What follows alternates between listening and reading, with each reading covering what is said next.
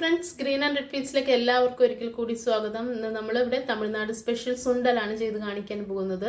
ഇപ്പോൾ ഞാനിവിടെ കടല വെച്ചിട്ടുള്ള സുണ്ടലാണ് ചെയ്ത് കാണിക്കാൻ പോകുന്നത്. നവരാത്രി സ്പെഷ്യലാണ്, അപ്പോൾ എല്ലാവരും വീട്ടിൽ ട്രൈ ചെയ്ത് നോക്കണം. പിന്നെ ഒരു കാര്യമുണ്ട്, നമുക്ക് വീട്ടിലുള്ള ഗ്രെയിൻസ് എല്ലാം വെച്ചിട്ട് ഇതേപോലെ സുണ്ടൽ ചെയ്ത് നോക്കാവുന്നതാണ്.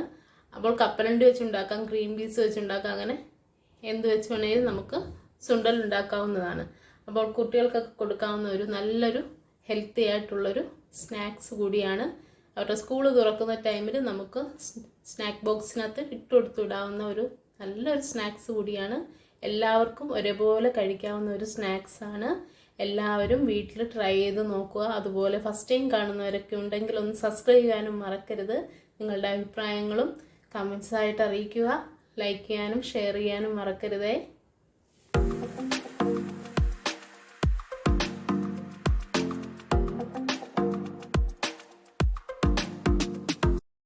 മെയിൻ ഇൻഗ്രീഡിയൻ്റ് ആയിട്ടുള്ള കടല ഒരു 150 ഗ്രാമാണ് ഞാനൊന്ന് കുതിർത്ത് വെച്ചിട്ടുണ്ടായിരുന്നു. നേരത്തെ തന്നെ നന്നായിട്ട് കഴുകി എടുത്തിട്ടുണ്ട്.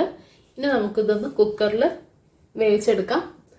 അപ്പോൾ നമുക്കിനി കുക്കറിലേക്ക് ഞാൻ ഇട്ടിട്ടുണ്ട്. ഇത് നമുക്ക് ആവശ്യത്തിന് വെള്ളം കൂടി ഒഴിച്ചു കൊടുക്കാം. അപ്പോൾ കുറച്ച് ഉപ്പ് ചേർത്തിട്ടാണ് ഞാൻ ഇത് വേവിച്ചെടുക്കുന്നത്. നമുക്ക് ആവശ്യത്തിന് ഉപ്പ് കൂടി ഇട്ട് കൊടുക്കാം. ഇനി ഞാനിതൊന്ന് നന്നായിട്ട് വേവിച്ചെടുക്കട്ടെ. അപ്പോൾ അതാ നന്നായിട്ട് വെന്ത് വന്നിട്ടുണ്ട് കേട്ടോ.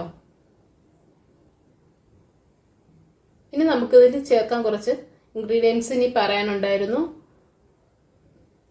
1 ടേബിൾ സ്പൂൺ തേങ്ങയാണ് എടുത്തിട്ടുള്ളത്. ഒരു പച്ചമുളക് വേണം, പിന്നെ ഒരു വറ്റൽമുളകും കറിവേപ്പിലയും, പിന്നെ ആവശ്യത്തിന് കടുകും വേണം. പിന്നെ ഞാനിത് നന്നായിട്ടൊന്ന് അരച്ചെടുത്തിട്ടുണ്ട്, തേങ്ങയും പച്ചമുളകും.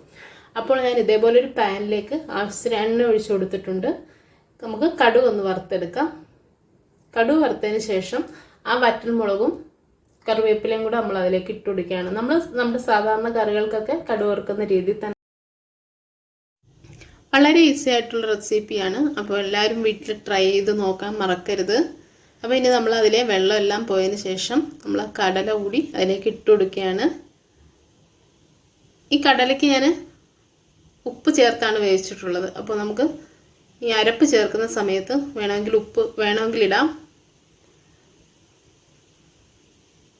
അതുപോലെ തന്നെ സുണ്ടലിന് എപ്പോഴും ഉപ്പ് കുറഞ്ഞിരിക്കുന്നതാണ് ടേസ്റ്റ്. അപ്പോൾ നമ്മൾ ഈ അരപ്പ് ചേർത്തതിന് ശേഷം 1 മിനിറ്റ് ഒന്ന് നന്നായിട്ട് ഇതൊന്ന് മിക്സ് ചെയ്യുക. അതിനുശേഷം സ്റ്റൗ സ്വിച്ച് ഓഫ് ചെയ്യുക. അപ്പോൾ നമ്മുടെ സുണ്ടൽ റെഡി ആയിട്ടുണ്ട്. എല്ലാവരും വീടുകളിൽ ട്രൈ ചെയ്ത് നോക്കുക. വളരെ ഈസി ആയിട്ട് തോന്നുന്നുണ്ടെങ്കിൽ നിങ്ങൾ നിങ്ങളുടെ ഫ്രണ്ട്സിനൊക്കെ ഒന്ന് ഷെയർ ചെയ്ത് കൊടുക്കുക. നെക്സ്റ്റ് വീഡിയോ ഇതേപോലെ നല്ല ഈസി ആയിട്ടൊരു റെസിപ്പിയാണ് ഞാൻ കൊണ്ടുവരാൻ പോകുന്നത്.